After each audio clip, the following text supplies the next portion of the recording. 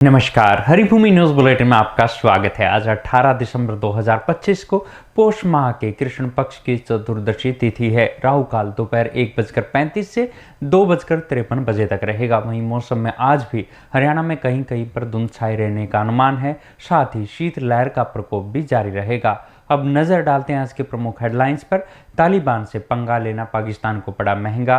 Border बंद होने से डूबे 4.5 अरब डॉलर। कंगाली के कगार पर पड़ोसी मुल्क।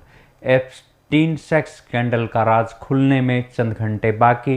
ट्रंप, क्लिंटन और बिल गेट्स समेत दुनिया की कई दिग्गजों की सांसें अटकी। अमेरिका में भारतीय महिला हिरासत में। इमिग्रेशन नियमों की सख्ती ने भारतीय मूल के परिवारों में डर का माहौल बना दिया। प्रदूषण पर सुप्रीम कोर्ट सख्त। सीजेआई सूर्यकांत के एमसीडी को फटकार। कहा कल पैसों के लिए कनॉट प्लेस में भी टोल लगा देंगे। इथोपिया में पीएम मोदी को मिला सर्वोच्च नागरिक सम्मान। बोले गुजरात की तरह ये भी शेरों की धरती। अब खबरें विस्तार से। सबसे पहले बात करते हैं पाकिस्तान और अफगानिस्तान के विवाद की। पाकिस्तान और अफगानिस्तान के बीच बढ़ता सीमा विवाद अब पाकिस्तान के लिए एक आर्थिक आपदा बन चुका है। अपनी अकड़ में आकर तालिबान शासित अफगानिस्तान के साथ व्यापारिक रास्ते बंद करने का फैसला पाकिस्तान पर भारी पड़ गया है। Pakistan Afghanistan joint chamber of commerce and industry की ताज़ा रिपोर्ट ने पाकिस्तान सरकार की नींद उड़ा दी है। रिपोर्ट के अनुसार बॉर्डर बंद होने के कारण पाकिस्तान के व्यापार को अब तक 4.5 अरब डॉलर यानी करीब 37,000 करोड़ भारतीय रुपए से भी ज़्यादा का बड़ा नुकसान हो चुका है। ये विवाद तब शुरू हुआ था जब पाकिस्तान ने अफगानिस्तान पर टीटीपी आतंकवादियों को पनाह देने का आरोप लगाकर हवाई हमले किए और सभी व्यापारिक मार्ग सील कर दिए। पाकिस्तान को उम्मीद थी कि इस आर्थिक घेराबंदी से तालिबान घुटनों पर आ जाएगा, लेकिन नतीजा इसके बिल्कुल उल्ट हुआ। अफगानिस्तान ने भी जवाबी कार्रवाई कर व्यापार को पूरी तरह से निलंबित कर दिया और अपने व्यापारियों को वैकल्पिक मार्गों की तलाश करने का निर्देश दे दिया। इससे पाकिस्तान का वो व्यापार छिन गया जो सालाना 2 से 3 अरब डॉलर का द्विपक्षीय व्यापार करता था। विशेषज्ञों का कहना है कि खेती और निर्माण कार्य के पीक सीजन में पाकिस्तान रोजाना 50 से 60 मिलियन डॉलर का निर्यात नुकसान झेल रहा है। चेतावनी दी गई है यदि मार्च तक यही स्थिति बनी रही तो संतरे और आलू जैसी मौसमी फलों के निर्यात में 200 मिलियन डॉलर का अतिरिक्त घाटा होगा। पहले से ही भारी कर्ज और महंगाई की मार झेल रहा पाकिस्तान के लिए ये आर्थिक सुसाइड जैसा साबित हो रहा है, जिसने देश की कमर पूरी तरह से तोड़ दी है। अब बात करते हैं सबसे बड़े सेक्स स्कैंडल की। दुनिया के सबसे बड़े sex scandal Jeffrey Epstein case की गोपनीय फाइलें सार्वजनिक होने में अब महज 2 दिन शेष बचे हैं।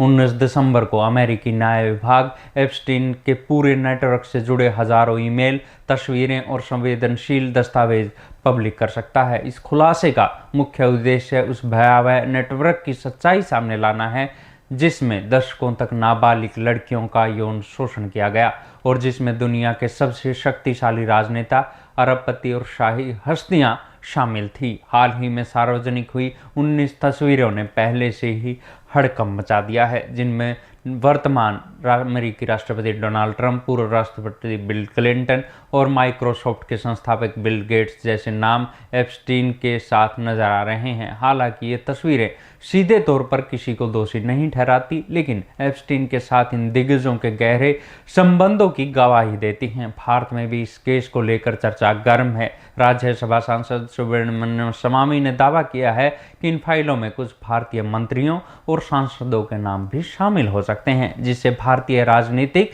गलियारों में भी बेचैनी बढ़ गई है। दिलचस्प बात यह है कि इन फाइलों को सार्वजनिक करने वाले विधेयक पर खुद डोनाल्ड ट्रंप ने 19 नवंबर को हस्ताक्षर किए थे। दरअसल अमेरिकी संसद के दोनों सदनों में ये बिल भारी बहुमत से पास हुआ था, जिसके चलते ट्रंप के पास वीटो का विकल्प व्यवहारिक रूप से नहीं बचा था। अब जब 30 दिन की समय सीमा समाप्त हो रही है तो दुनिया की नज़रें इस बात पर टिकी है कि क्या लोलिता एक्सप्रेस और उसके प्राइवेट आइसलैंड पर होने वाली काली करतूतों की लिस्ट में और कौन से बड़े चेहरे बेनकाब होते हैं। अगली खबर अमेरिका से। यहाँ इमिग्रेशन नियमों की सख्ती ने भारतीय मूल के परिवारों में डर का माहौल पैदा कर दिया है। ताज़ा मामला कैलिफोर्निया से सामने आया है, जहाँ 60 वर्षीय भारतीय मूल की महिला बलजीत कौर उर्फ बबली कौर को इमिग्रेशन एंड कस्टम इन्फोर्समेंट ने हिरासत में ले लिया है। सबसे चौंकाने वाली बात यह है कि बलजीत के साथ ये कार्रवाई तब हुई है जब वो अपने ग्रीन कार्ड के लिए अंतिम इंटरव्यू देने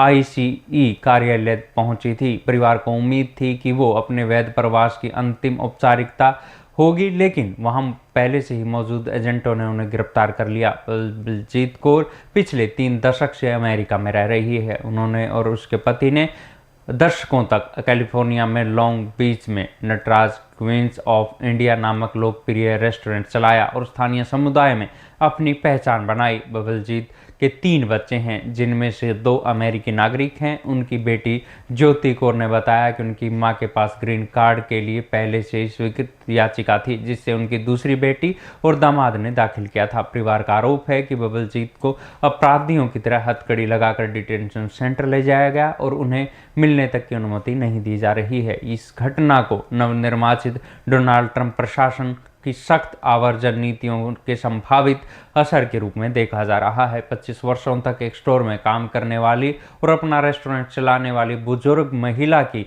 इस तरह की गिरफ्तारी ने भारतीय समुदाय और मानवाधिकार संगठनों के बीच कई गंभीर सवाल खड़े कर दिए हैं। अब बात करते हैं दिल्ली NCR के वायु प्रदूषण की। दिल्ली NCR में जानलेवा बन चुके वायु प्रदूषण और सीमाओं पर लगने वाले भीषण ट्रैफिक जाम को लेकर सुप्रीम कोर्ट ने बुधवार को बेहद तल्ख टिप्पणी की है। मामले की सुनवाई करने के दौरान मुख्य न्यायाधीश सूर्यकांत की पीठ ने दिल्ली नगर निगम और NHAI की कार्यप्रणाली पर गंभीर सवाल उठाए। अदालत ने स्पष्ट रूप से कहा कि दिल्ली की सीमाओं पर बने टोल प्लाजा भारी जाम और प्रदूषण का मुख्य कारण बन गए हैं। इसी दौरान CJI ने MCD से तीखा सवाल पूछ कर कहा कि क्या अब सिर्फ पैसों की जरूरत के लिए कनॉट प्लेस पर भी टोल प्लाजा लगा देंगे। सुप्रीम कोर्ट ने MCD को निर्देश दिया है कि वो 1 हफ्ते के भीतर ये तय करे कि क्या 31 जनवरी तक इन टोल प्लाजा को अस्थायी रूप से बंद किया जा सकता है या नहीं, शिफ्ट किया जा सकता है। अदालत का मानना है कि टोल बूथों पर वाहनों की लंबी कतारों से निकलने वाला धुआं प्रदूषण को कई गुना बढ़ा देता है। बेंच ने यह भी साफ किया कि वे टोल के खिलाफ नहीं है, लेकिन जनता की सेहत और सुगम यातायात की कीमत पर राजस्व की वसूली को प्राथमिकता नहीं दी जा सकती। कोर्ट ने प्रदूषण को हर साल की समस्या बताते हुए कागजी प्रोटोकॉल के बजाय व्यवहारिक समाधान ढूंढने पर जोर दिया। साथ ही सुप्रीम कोर्ट ने यह भी जांच करेगा कि इन टोल प्लाजा से होने वाली कमाई का कितना हिस्सा सड़कों और बुनियादी ढांचे के रखरखाव पर खर्च किया जा रहा है। हालांकि छोटे बच्चों के स्कूल बंद करने के दिल्ली सरकार के फैसले पर कोर्ट ने हस्तक्षेप करने से मना कर दिया है। आखिर में बात करते हैं प्रधानमंत्री नरेंद्र मोदी की विदेश यात्रा की। बुधवार को इथियोपिया की संसद के संयुक्त सत्र को संबोधित कर एक नया इतिहास रच दिया है। ये दुनिया की 18वीं ऐसी संसद है जिसे PM मोदी ने संबोधित किया है। अपने संबोधन के दौरान प्रधानमंत्री भावुक नजर आए और उन्होंने भारत और इथियोपिया के बीच के गहरे रिश्तों को याद किया। PM मोदी ने बताया कि भारत इथियोपिया में सबसे बड़े निवेशकों में से एक है, जिसकी 600 से अधिक कंपनियों ने $5 अरब का निवेश कर हजारों नौकरियां पैदा की हैं। उन्होंने कोरोना काल में भारत द्वारा भेजी गई 40 लाख टीकों की खुराक का जिक्र कर मानवीय संबंधों पर जोर दिया। इस दौरे में दोनों देशों ने आर्टिफिशियल इंटेलिजेंस में सहयोग बढ़ाने और छात्रों के लिए स्कॉलरशिप को दुगना करने का बड़ा फैसला लिया है। PM मोदी ने इथियोपिया को शेरों की धरती बताते हुए कहा कि उन्हें यहाँ बिल्कुल अपने घर जैसा महसूस हो रहा है, क्योंकि उनका गृह राज्य गुजरात भी शेरों की भूमि है। इस ऐतिहासिक दौरे के दौरान प्रधानमंत्री मोदी को इथियोपिया के सर्वोच्च राजकीय सम्मान the great honour Nishan of Ethiopia से नवाजा गया। वो इस प्रतिष्ठित सम्मान को पाने वाले पहले वैश्विक नेता बन गए हैं। इथियोपिया के प्रधानमंत्री अबी अहमद अली ने प्रोटोकॉल तोड़ते हुए न केवल एयरपोर्ट पर मोदी जी का गर्मजोशी से स्वागत किया, बल्कि खुद कार चलाकर उन्हें होटल तक छोड़ा। इस दौरान इथियोपियाई सिंगर द्वारा गाए गए वंदे मातरम ने सबका दिल जीत लिया, जिस पर PM मोदी भी झूमते हुए नजर आए। ऐसी ही खबरों से जुड़े रहने के लिए देखते रहिए हरिभूमि TV। और अधिक खबरों को विस्तार से जानना है तो हरिभूमि अखबार पढ़ें या हरिभूमि की वेबसाइट पर जाएं।